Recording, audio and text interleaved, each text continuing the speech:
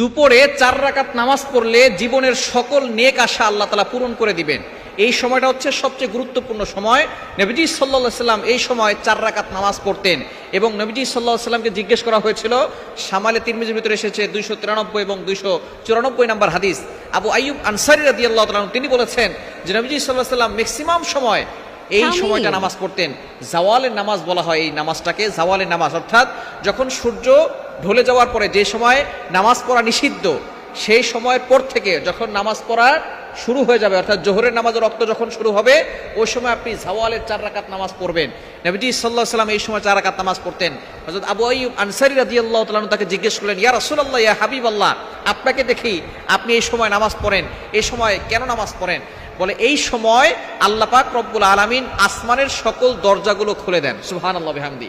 ইন্না আবওয়াবাস সামা তুফতাহু ইনদা জাওয়ালিশ শামস, যখন সূর্য হলে যাওয়া